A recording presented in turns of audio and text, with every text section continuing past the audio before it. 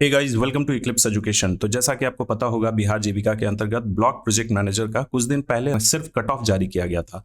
लेकिन बहुत सारे दोस्तों को इंतजार था क्योंकि ये आधा अधूरा रिजल्ट दे रहे थे। एक बार में पहले आपका इनका जो प्रक्रिया रहा है रिजल्ट देने का, पहले ये अपना रिस्पॉन्स दे रहे हैं, फिर कैंडिडेट का रिस्पॉन्स दे रहे हैं, फिर उसके बाद कट ऑफ जारी कर रहे हैं और इस बार इन्होंने फाइनल रिजल्ट ही दिया। बेसिकली वह स्कोर कार्ड है इंडिविजुअल कैंडिडेट्स का, क्या वो लोग क्वालिफाई किए हैं या नहीं क्वालिफाई किए हैं। तो इस वीडियो में हम लोग ये नहीं देखने वाले कि कैसे आप उसको डाउनलोड कर सकते हैं, क्योंकि वेबसाइट ओपन नहीं हो पा रहा है, बहुत ज़्यादा इसके सर्वर पे लोड है। एक स्टूडेंट का मेरे पास सिलेक्टेड कैंडिडेट का एक स्कोर कार्ड है, वो मैं आपसे शेयर करने वाला हूँ कि क्या क्या डिटेल्स उसमें दिए गए हैं। आप लोग वीडियो के एंड तक बने रहिएगा। तो जैसा कि आप देख सकते हैं, ये रहा एक स्कोर कार्ड जो एक कैंडिडेट का है, उन्होंने मुझे भेजा है। Final result status for the position of block project manager.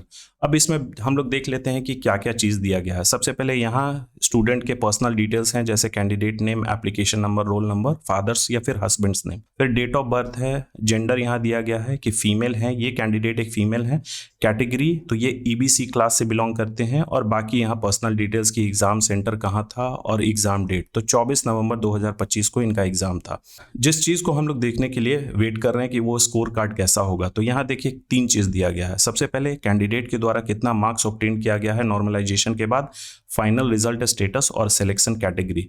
तो देखिए उस स्टूडेंट को 60.1231 मार्क्स प्राप्त हुआ है नॉर्मलाइजेशन के बाद, उनका रिजल्ट स्टेटस है सिलेक्टेड और सिलेक्शन कैटेगरी है ईबीसी F1। तो ये F1 को कुछ ऐसा कैटेगराइज नहीं किया गया है, हम लोग बस इस कट ऑफ में ही देख सकते हैं। ईबीसी फीमेल कट ऑफ किया गया है 59.5176 और इस स्टूडेंट को जो नंबर प्राप्त हुआ है ये कट ऑफ रेंज के बाहर है, मतलब उससे ऊपर है, इसीलिए ये सिलेक्टेड हुई। बाकी बहुत सारे लोग बोल रहे हैं कि रैंक दिया गया है, ये ऐसा कुछ नहीं है। रैंक के बारे में कोई भी पीडीएफ या कोई भी डॉक्यूमेंट ऐसा कुछ नहीं। तो हमें लगता है कि ये जिस तरीके के हम लोग वीडियो बना रहे हैं कट ऑफ को लेके या फिर रिजल्ट को लेके कि इसमें धांधली हुई है, तो देखिए ऐसा नहीं है कि सारा का सारा सीट बिक गया है। बहुत ऐसे मेरिट वाले स्टूडेंट्स भी हैं, उनकी संख्या कम है जिनका सिलेक्शन हुआ है।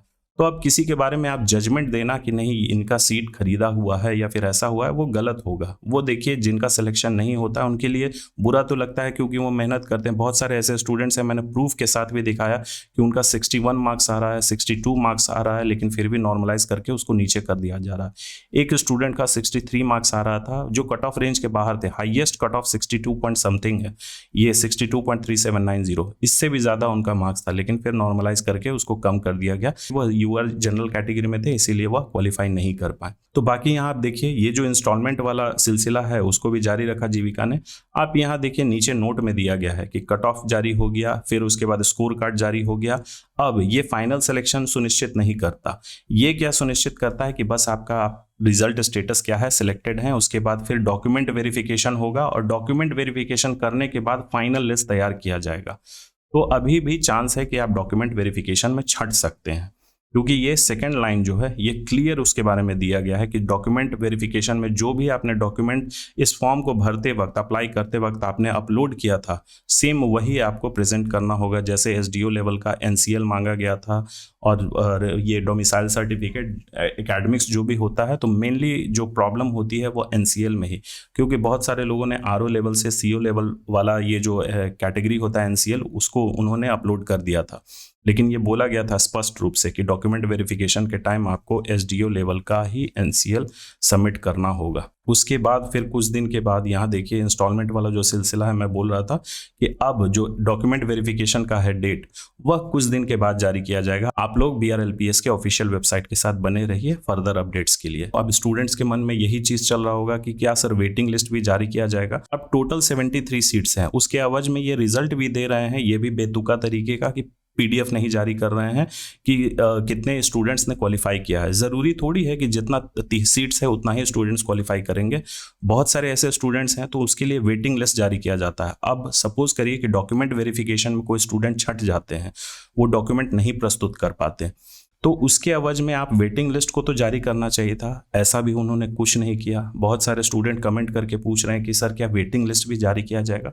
तो देखिए उसका एक ही ऑप्शन है, जब तक आप अपने डिटेल्स कमेंट में नहीं शेयर करते कि आपका सिलेक्शन हुआ है इस कैटेगरी से, तब तक वो वेटिंग लिस्ट के बारे में हमें नहीं पता चलेगा। तो ये चीज़ अगर आप चाहते हैं कि वेटिंग लिस्ट पे क्या इन्फॉर्मेशन है वो हमें ही अपने बेसिस पे, क्योंकि जीविका तो ऐसा कर नहीं रही है, वो डायरेक्ट रिजल्ट ही पब्लिश कर दे रही है। तो इन सब चीज़ों के लिए कि वेटिंग लिस्ट जारी होगा या नहीं जारी होगा, आप लोग कमेंट करके ये बताइए कितने स्टूडेंट का सिलेक्शन हुआ। अगर आपको यूट्यूब पे अनकंफर्टेबल लगता है, आप ये सोचते हैं कि लोग जज करेंगे, लोग अलग अलग निगेटिव कमेंट पास करेंगे जिसमें लोग माहिर हैं, तो आप हमारे टेलीग्राम चैनल पे या फिर मुझे पर्सनली डीएम कर सकते हैं। मेरा नंबर दिया गया है, उस पर आप मैसेज कर सकते हैं। मैं डेटा को एनालिसिस करके आपके सामने प्रस्तुत कर दूंगा। बाकी बचे हुए पोस्ट का रिजल्ट कब आएगा, तो देखिए उसके बारे में ऑफिशियल जानकारी ऐसा कुछ नहीं है। तो बहुत सारे लोग बोल रहे हैं 10 से 11 अप्रैल के बीच में आने वाला है, तो हम लोग वेट एंड वॉच कर सकते हैं। उसके अलावा हमारे पास कोई ऑप्शन है नहीं। और बाकी पोस्टों का कट ऑफ एनालिसिस तो मैंने किया था, जैसे ऑफिस असिस्टेंट हो गया, लाइवलीहुड स्पेशलिस्ट, अकाउंटेंट, फिर ब्लॉक आईटी एग्जीक्यूटिव, इन सब में डेटा बहुत कम थे। स्टूडेंट्स अच्छे खासे उसमें अप्लाई किए हैं, लेकिन बहुत कम ही डेटा अवेलेबल होने के कारण एक एग्जैक्ट फिगर मैं नहीं बता पा रहा हूं, या फिर कोई भी नहीं बता पाएंगे। जो भी बताएंगे वो अंदाजे से। तो मैंने ये बोला भी था कि अगर आप चाहते हैं कि इसका एक रिवाइज्ड कट ऑफ एनालिसिस हो, तो आप लोग कमेंट करके बताइए। देखिए वो वीडियो मुझे अपलोड किए हुए 4 दिन हो रहा है और अभी तक कमेंट कितने आए हैं, तो मात्र 40, सभी पोस्टों को मिला के, office assistant, accountant, livelihood specialist या फिर ब्लॉक आईटी एग्जीक्यूटिव। तो आप लोग कमेंट में थोड़ा सा एक्टिव रहिए और इस तरीके के जो डिटेल्स दिए गए हैं वो आप ही के फायदे के लिए हैं। बहुत सारे लोग हताश हो गए हैं इस बीपीएम के हाई कट ऑफ को लेके। तो ज़रूरी नहीं है कि बीपीएम में अगर इतना हाई कट ऑफ गया है तो बाकी पोस्ट में भी जाए, क्योंकि इसकी सीटों की संख्या बहुत कम थी। आप जो भी दूसरा पोस्ट देखिए वो मिनिमम 167 पोस्ट उसमें है। बाकी पोस्ट में जैसे ब्लॉक आईटी एग्जीक्यूटिव हो गया तो 534 है। ये देखिए 534 जो सीट है ब्लॉक आईटी एग्जीक्यूटिव, ये पहली बार जीविका के तहत ये बहाली आई है। इससे पहले ये इस पोस्ट पे आउटसोर्स ही करते थे। तो ये 534 क्या डिनोट करता है कि बिहार में 534 ब्लॉक हैं और हर एक ब्लॉक के लिए एक पोस्ट वैकेंट है। तो ये चीज़ डिनोट कर रहा है ये 534 सीट। फिर कम्युनिटी कोऑर्डिनेटर का आप जानते ही हैं कि 1177 सीट है। तो आप लोग उसी बेसिस पे आप कमेंट करके बताइए जो डिटेल्स मैंने बोले थे, अपना रॉ मार्क्स, नॉर्मलाइज्ड मार्क्स, फिर जेंडर और किस कैटेगरी से आप बिलोंग करते हैं, तब फिर बेटर एनालिसिस हो पाएगा। चलिए, अगर जीविका की तरफ से कोई अपडेट आती है या फिर मुझे जीविका की तरफ से कोई अपडेट प्राप्त होती है, तब मैं आप लोग तक शेयर कर दूंगा अपने वीडियो के माध्यम से। हमारे चैनल के साथ बने रहिएगा। So thank you for watching. Please subscribe, share और लाइक करना ना भूलें।